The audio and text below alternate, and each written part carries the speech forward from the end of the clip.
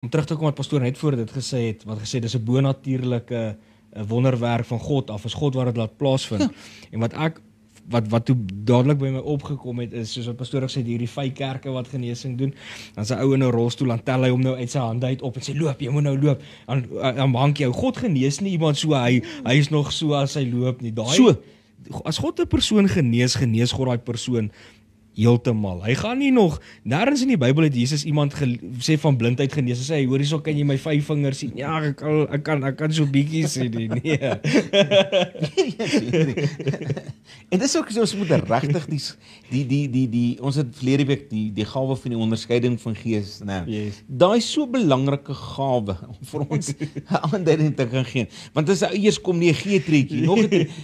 Jesus het vir die persoon by die bad van Betseba gesê, staan op en loop. Ja. Hy het nie vir hom gesê, gee nog 'n treetjie, gee nog dit, gedoen het. Hy het hom onmiddellik daar genees. Hy het opgestaan, hy het sy mat opgerol en het geloop. Ek wil net sê, dit is dieselfde soos as die gawe van genesing werk, en dis werklik waar, en dis 'n ou wat verlam is, gaan daai ou uit sy rolstoel uit opstaan, sy rolstoel by die kerk uitstoot. Dit is hoe dit gaan wees. Ja.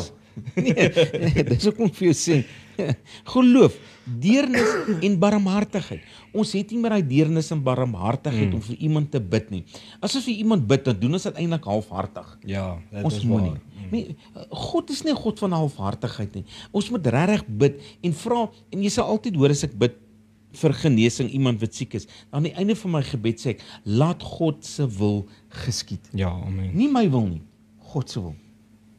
En dit moet ons baie mooi besef.